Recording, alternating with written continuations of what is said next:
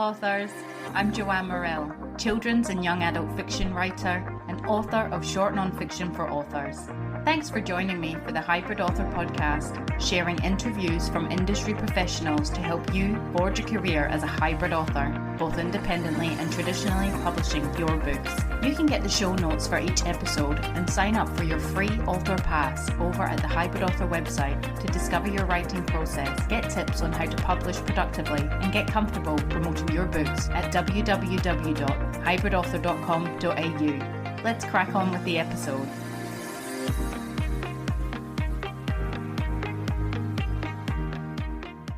Hello, authors.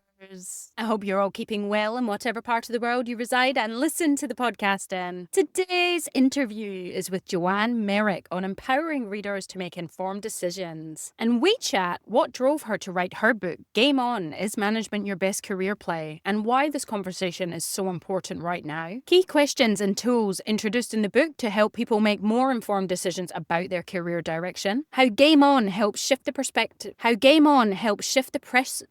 On helps shift the pressure narrative to move into management and put the power back into the individual's hands. Consulting through the leadership recipe and how Joanne sees books like hers playing a role in bridging the gap between career ambition and leadership readiness. And Joanne's advice to authors and professionals looking to write their book based on their experiences to tie in with all they do and much more.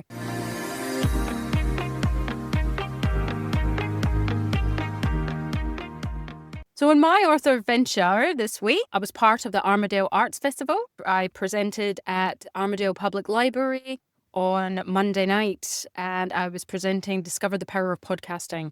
And I have to say, it was my first evening session I've ever done. So I was on 6 till 7 o'clock at their library. And what a difference for turnout when you do an evening session. Obviously, people can make it. In terms of numbers, there was about 30 people, and which is a good turnout overall, especially for a Monday night when it's cold. A good age range and a good, there was probably teenagers, late teens. I'd say about between 19 and 20, early 20s, up to, there was a couple of older ladies. Shout out if you're listening and you've discovered the podcast, the Armadale Writers ladies. There was some gorgeous ones in the crowd. And yeah, just all different. Some men, some women. Yeah. I was really impressed, and beautiful library. Every library I visit is absolutely lovely, and the staff was gorgeous. Shout out Bianca for hosting the event. I felt so at ease there talking about this. It's definitely, obviously podcasting 4 years this month. The Hybrid Author podcast has been running for, and I'll talk about it on later, but I will be doing a special episode next week to touch on all I have achieved and all the podcasts, basically podcasting for the last 4 years, because it's no mean feat, and I'm so proud of my efforts and where I've come. The talk went really well. Lots of good questions, lots of good feedback. I hope to do a lot more of those sessions. That is the second session I've done on podcasting, and I think a lot of people are interested as well, and it was good to see the type of people that were there. There was a lady who'd already started a podcast.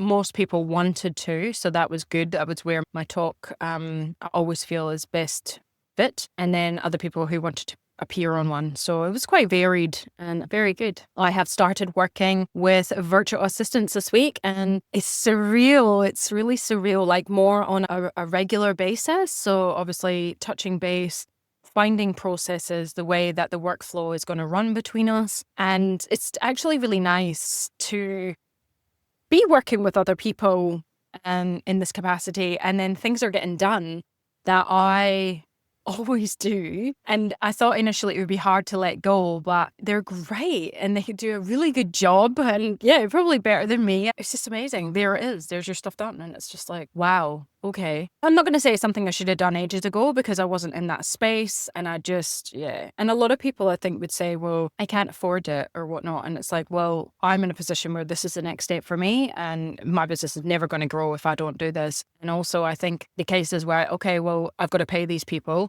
Where am I getting the money from? And that is going to be the kick up the ass that you need to keep your VA for sure, if they're worth it. And so far, for me, the process it's been great this week. So it's been really novel, sort of back and forth. And I've been in positions before where, I might do a podcast episode on this as time goes on, if this works out and it's a regular thing, and just giving some feedback and tips, because I've been in roles, the technical script writing role I was in, where it's been collaborative work with other people. delegation, especially about processes and things. So I'm very aware I don't want to just shove everything across to them at once with instruction. And what's also good is, before I finish that, just to say, I'm letting them do one step at a time, like to get the grasp of my work and then do it one bit at a time rather than giving everything over. And in a way, I think that's partly to do with me not ready to hand over, obviously, everything. There's still bits that I need to do, but I'm giving over as much as I think that I don't need to do. It's also allowing me to create documents, which I have for some things, but it's, processes for my business in terms of social media guides and all sorts of stuff, branding. And I'm a bit chaotic in the way I work. I should have all this stuff on hand, but I don't. I keep it all in my head, or I've got it here, but you can end up doubling up on work. So far, so good. I'll keep you posted.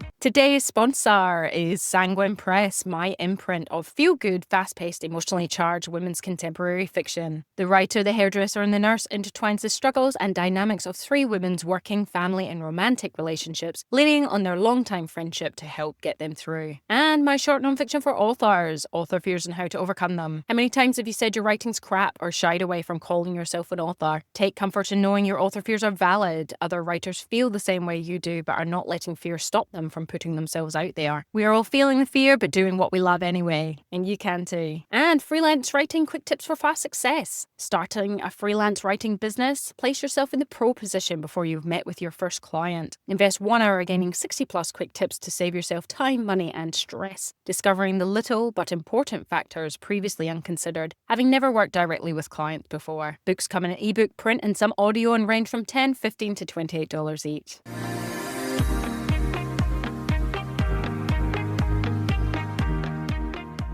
Joanne Merrick offers over 25 years of global experience in helping individuals and organizations thrive. She has delivered transformative leadership programs across 5 continents and 22 countries, combining her expertise in neuroscience with a passion for building management and leadership capabilities. As founder of The Leadership Recipe, Joanne designs impactful programs that enhance communication, emotional intelligence, and team performance. Her global perspective, shaped by living in Australia, Hong Kong, and now the USA, draws on her leadership roles at major organizations like Deloitte, Amazon, and Juniper Networks. This diverse background fuels her fresh, practical approach to leadership development. In her debut book, Game On, Is Management Your Best Career Play?, Joanne empowers readers to make an informed decision about stepping into a management role. Wow, welcome to the Hybrid Author Podcast, Joanne. Oh, it's so great to be here, Joanne. Thank you. And kindred spirit with the same name. High five. Yes.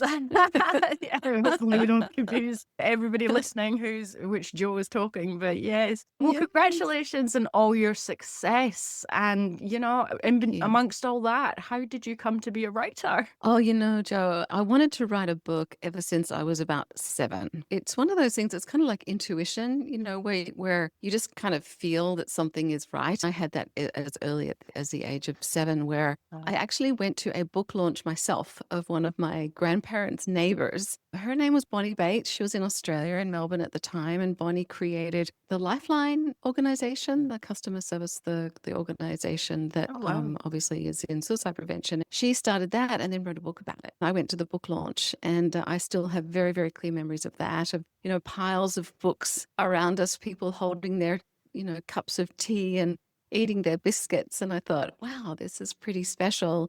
I'd love to write a book one day. And it just all stuck. It just stuck with me forever. I just didn't know what I was going to write the book about. And eventually, came across my management and leadership development career and wanted to give back as part of my legacy of being involved in such a significantly important role and a career journey that I've thoroughly enjoyed. That's amazing. I love that story. I haven't heard one like that before, especially from a young age. A lot of people, it comes from reading and things, but to hear it was actually from a launch of a book, that's pretty cool. Yeah, who would have known? Sometimes you find yourself in situations and you just have a special feeling that it's particularly meaningful for you. And that was one of mine.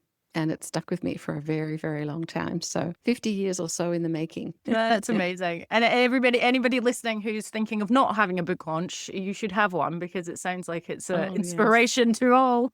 Yes, you never know how your actions might inspire someone else in some way, shape, or form. And I'm sure Bonnie Bates would never have known, really, that she would have had that impact on me, but she most certainly did, and I'm forever grateful. Your book, Game On, is Management Your Best Career Play, encourages readers to pause and assess whether leadership is truly the right next step. You spoke about what drove you to write this book, your experiences and things, but why do you think this conversation is so important right now? I truly believe that a manager role is one of the most important roles out there. It's even in my world kind of akin to being a parent in some respects. It has the opportunity to have a significant impact on people and people's lives. I really feel that it's underestimated in terms of the impact that it can have. And having been in management and leadership development training for over 20 years, I got to a point where it was kind of like, I need to find a way to do more rather than continue to just run management and leadership development programs. I really tried to find a way to step back and think, what can I do to contribute to solving the challenge that I even personally had faced in having not so great managers? And obviously in my life, I've had fantastic managers as well, and everything in between. But I really wanted to create something that people could get a glimpse into what the role itself really entails before diving in. I feel that a lot of people simply fall into a management role. They see it as a great thing, and it is a great thing. It's a promotion to something new. But I wonder if they think about it, what the actual role itself entails. My book pulls back the curtain on that a little bit, so they can spend a few hours reading to get some real insight and real understanding and a real feel for what the role itself entails before they dive in. So rather than the typical trust fall exercise that so many people engage in these days, to be a little bit more informed and have that information really help them make the best decisions for their career, for their family, for their lives, ultimately. Yeah. Yeah, no, that's fantastic. And I have to say, I haven't really thought about management. I have never really given management a good deep dive myself. And as a parent, like you were saying, you're kind of thrust into that role, aren't you? You just paddle on without really assessing it, I guess. Yeah. Absolutely. My fear is that people find themselves in a job they dislike. The research is staggering in this area. Gallup just released some research. In my book, I talk about their research from 2024, but they've even just released newer research in the areas that suggests that there's the 27% of managers are either disengaged or actively disengaged in their role. So when you think about that, how would it feel to have a disengaged manager when they have such a significant impact on you and your career? It's really quite staggering. Yeah. And I don't think managers really, I don't think some managers really think through enough. And then they find themselves in the job not liking it. And once you're in a management role, Jo, it's not that easy to get out of without feeling like you've failed in some way, or for fear that other people might perceive that you've failed in some way. And I don't want that to happen to your listeners, and I don't want it to happen to anyone who might be able just to read a few pages of the book and get some insight. Yeah, absolutely. And especially with my audience, authors, writers sometimes can be quite a sole person career. So they're effectively the manager of their book business, but it's not something that authors, especially myself, think of. And then you're thrust into that role trying to sell your book and everything else once you've written it. So it's, definitely need to give it some thought. Well, it sounds like it is your book is a bit of a self-discovery process. Do you have key tools and questions and things like that you introduce in the book that help people with their decisions and pondering whether this is the right path for them? Yes, absolutely. I did my best at doing that. First of all, there's a character in the book whose name is Zoe. Yep.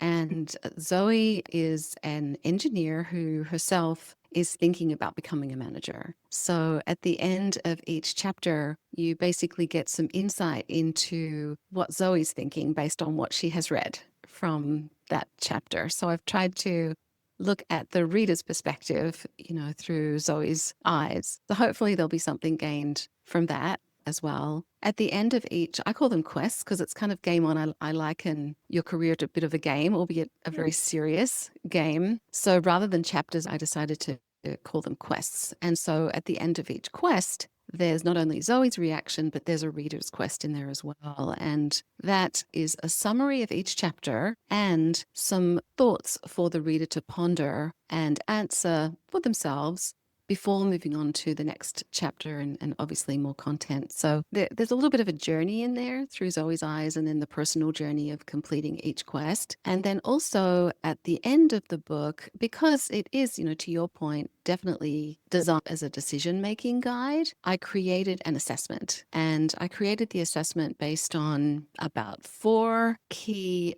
management skills that I identify in the book. And out of those 4 skills, they're kind of broken down into other skills. But I ask the reader to assess themselves at 2 levels. First of all, to what degree they enjoy engaging in those skills. And secondly, to where their current skill level might be as it relates to each of those skills. And I had some fun recently with AI, Joe. I created an online version of the assessment as well, which is available from my website so that, folks can go in there. And the way I designed it was that there's a 360 element to it as well. So they can do a self-assessment, but they can also go in and pop into other people's email addresses and send them a request for other people to assess them on those skills, and then have that show up in the report.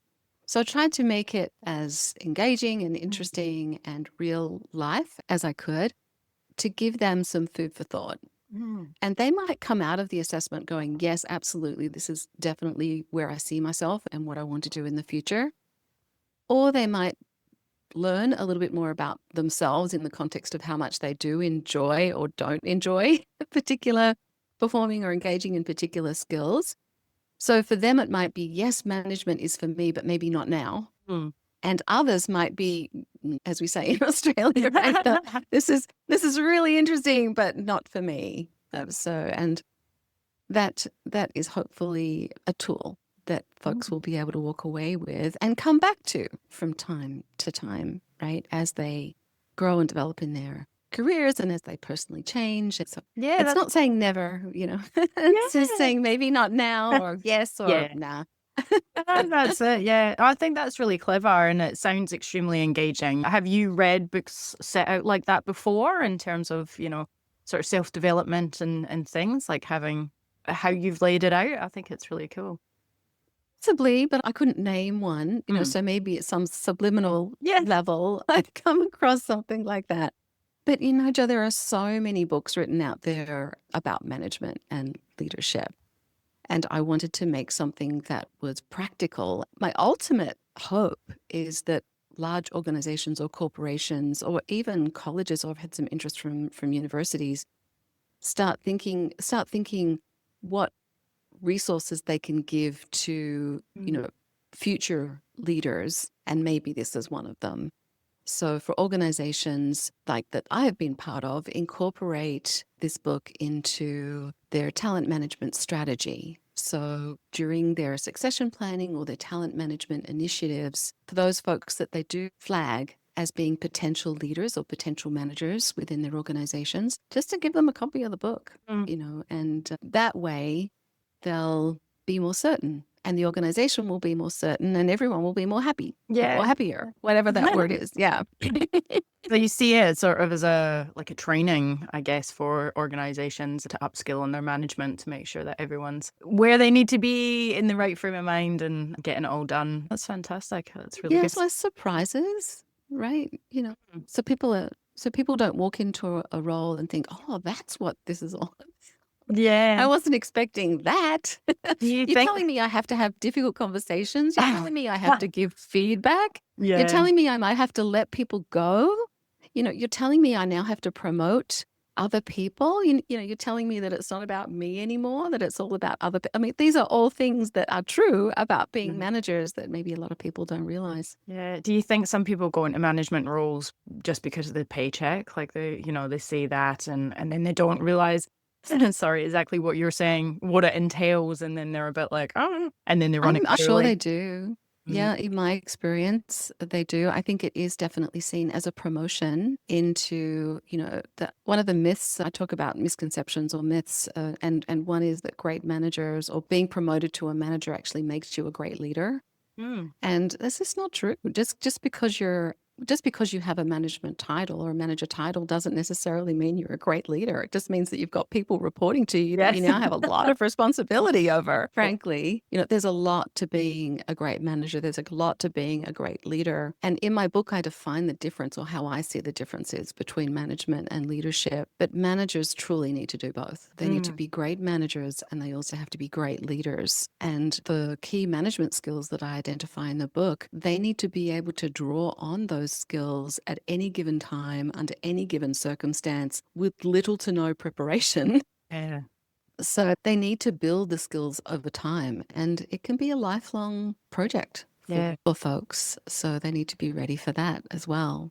Yeah. And it sounds like you've used a lot of your experience, firsthand in the book, which is what makes your book unique. So that's fantastic. You also consult in learning development through the leadership recipe. How do you see books like yours playing a role in bridging the gap between career ambition and leadership readiness? Yes, I think it's a great question. How do we ever know we're ready to be a leader, Jo?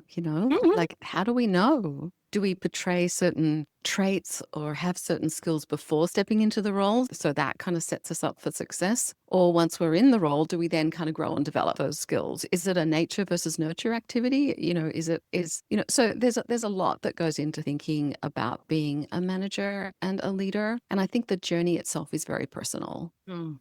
I really do. The thinking that management is easy, that being a leader is easy, is actually false. With the leadership recipe, I really try to open folks' eyes to that fact. And I run a program called So You Want to Be a Manager. And part of that is so that I can stand up in front of groups or over Zoom sessions with my hands on my hips saying, so you want to be a manager, exclamation point, which is actually so it's not a question, it's kind of a statement. And it's actually the title of the first chapter of the book. And that's to take folks through this journey of what it's actually like. And that's what we do at the Leadership Recipe. We run those kinds of programs as well as programs to enhance management capability, communication skills, emotional intelligence, coaching skills, programs, those sorts of things. Because like I said before, it's a lifelong journey. It's something that, if anyone is out there thinking about becoming a manager, know that there's a lot of skills that need to be learned. And there's skills that just because it's the very nature of a management role, you typically learn on the job. Some might have heard of the 70-20-10 rule, that 70% of what we learn is on the job, 20% from coaches or mentors or significant others in our lives. And as an educator, corporate educator myself, only 10% of education comes from formal classroom learning programs. I completely get that and I understand it. But that 10% is super important because you get to practice them in the classroom so that you feel much more comfortable, you're in control, you feel more confident to practice those skills with your teams as a result of the training. That's amazing. And classroom learning, even though there's so much new technology and there's so many different things, and that's still super important. That's still, that human element. And yeah. Yes, it's interesting. I wonder from my experience, folks still want to do a lot of training virtually, and I completely understand that. I started my career 20 years ago in the classroom, training adults in the corporate environment. And then, of course, with COVID and everything else, we've kind of gone more remote. But I do wonder if we will eventually get back into the classroom, or a lot of what I do is more of a hybrid approach. So you put a whole program together and there are elements of it which can absolutely be done virtually. And there are other elements of it that we do make more of a face-to-face experience for participants to enable them to, connect and engage with each other. It's important. But they're doing... Especially maybe to celebrate the end of a course, right? You've been working together for absolutely 3 or 4 months or something, a couple of hours every month. And you get to the end of it and you're like, yes, we did it and we learned and we had a great experience. And wasn't that fantastic? Yeah, I think it's so important. And I think that it will definitely become more prominent the more that, that all this AI technology and all technologies are, thrust upon us. And yeah, absolutely. That's really important as well. I love that you do it hybrid. I think that's so great that you incorporate all those elements and things. That's fantastic. In terms of the book, Game On Management, Your Best Career Play, how did you come up with the title? Oh, I struggled with that a lot. Like I said, I wanted to differentiate myself. I think because it was a book that was about helping people make a decision, I went through all different versions of it, like a decision-making guide to management development. I went to another title was Unleash Your Management Potential, a guide for future leaders. I don't know. But I like to think I'm a pretty down-to-earth, straightforward kind of person. Certainly some of the feedback I've got from the book is that it is a little bit more authentic. It's kind of comes across as very real. Because that reflects me, right? So that was good. And I wanted the game on element because I do believe that there's a number, I do see similarities between a career and games. And I grew up in and around game arcades, and a lot of the folks that will be maybe thinking about becoming a manager right now, or possibly in their late 20s from my research, early 30s, etc. I know that they grew up around about the time when playing games on computers was just something that you did, So I wanted to bring in that game on element to differentiate myself and kind of to make it a little bit more interesting for that audience, from the audience's perspective. Absolutely. No, that's amazing. And then how, obviously, since you've had to manage planning the content, writing it, and, as an author in the publishing experience, have you picked from this experience of, putting the book out there, have you picked up any different management or leadership skills that have been quite different from your corporate roles and what you do with the leadership recipe? You're effectively the author managing this type of work. Have you found anything different from this sort of industry, from this side of it? I've definitely worked out where I have a lot of work to do. Yeah. Yeah. My I don't want to say my weaknesses, but areas that I have growth opportunities, I've definitely realized a few of those for sure. I think thinking about the book from my audience's perspective or from my potential audience's perspective, and then researching what it is I thought was right or what my intuition was telling me. I spoke to a lot of leaders in writing this book. I really put myself out there. It took me a long time because I was working full time as well. So it took me 5 years to write the book. But never give up, never surrender. If you have a story to tell, if you have a book to get out there, don't let anyone or anything get in your way, and just believe in yourself and know that you have something special to put out in this world. And I don't think I'd ever really thought of myself in that way until actually one of my readers wrote me an email not long after I launched the book. They picked it up really quickly and read it really quickly because it's a quick read. You can easily read it in a day. I designed it that way. People don't have a lot of time. That's why I also did the reader's quest at the back, because fundamentally I would love them to read the whole book. But if they just read the reader's quest summaries at the end, they would get a lot of the key messaging, and hopefully that would be make them curious enough to want to read the rest of the book. But if I was staying true to my personal quest of getting this into as many organizations as I could, incorporate it into their talent management strategy, I needed to make it easy for those companies to pick up the book and easier for folks to read the book as well. So for me, it was a completely different way of thinking from what I had done in the past. And I really started to think about what is the legacy that I want to leave behind. Unfortunately, in the writing of the book, I had 5 very close family or friends pass away. Oh.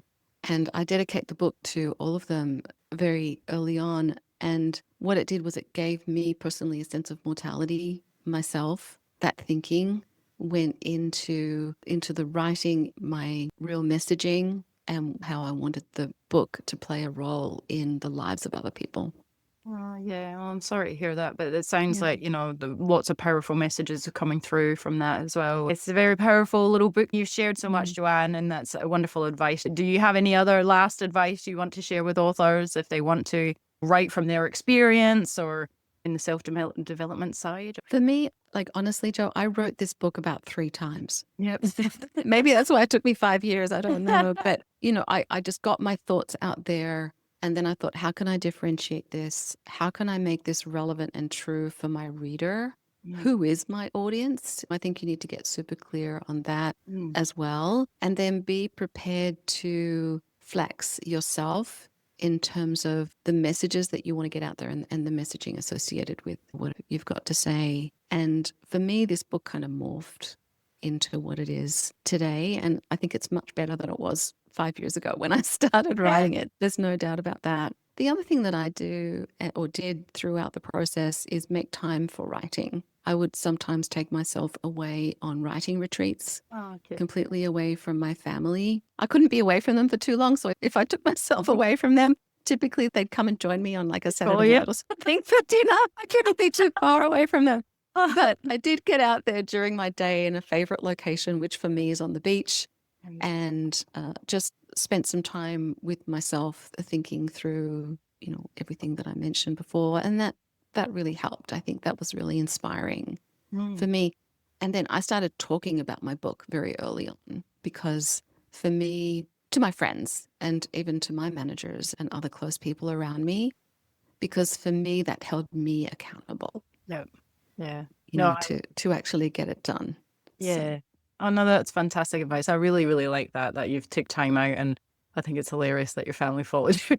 I need time out, but I really don't. I just keep thinking, in 5 years is, it's sometimes for someone's first book, it's sometimes can be the norm. But all I can think is 5 years, you must have thought, game on, 5 years. Oh, yeah, absolutely. Actually, the game on bit didn't come until about 3 years in. Yeah. But it was part of one of those conversations, just part of a thinking kind of self-reflection process of how might I make this book different.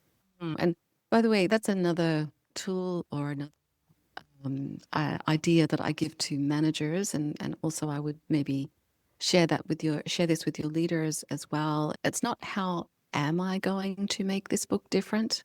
It's how might I make this book different? Because it's not how can I, how should I, it's how might I. Right, yeah. And just the simple change in words from can, should to might just has a very, very different impact on the brain and creates much more of an opportunity for innovative thought. Yep. So you never know what might come back, what might come to mind when you start asking yourself questions like that. Yeah. How might I? Yeah, no, I love that. And I think that, we can focus as writers, we can focus on the writing and things like that and forget how important the thinking process is. And obviously, the research process is very important as well. But thank you so much, Joanne. You've honestly shared so much. Your book sounds absolutely fantastic, and I'm sure our audience would love to know where they can get it, in stores or on and offline. Sure. Well, it's on Amazon, so just do a search for Game On is Management Your Best Career Play. And it's also, and you can also get an access to it from my website, which is theleadershiprecipe.com.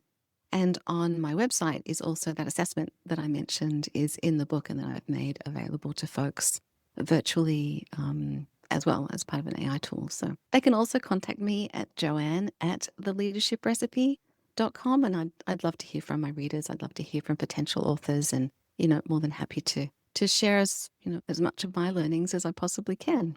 Yeah. Oh, well, that's amazing. Thank you so much. Thank you so much, Jo. Take care. Thank you. Bye. So there you have it, folks. The truly exceptional Joanne Merrick. And even if you think that management and leadership doesn't apply to you, if you want to have a career as an author, it truly does. It kind of sneaks up on you without realizing. You have to take charge and manage your marketing and promotion as a traditionally published author.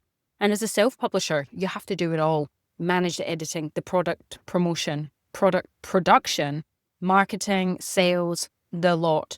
So therefore, you are managing every aspect of your business and putting you at the forefront of it in leadership. Next time on the Hybrid Author Podcast, it's a loner sode from me on 4 years of the Hybrid Author Podcast and turning the big 40.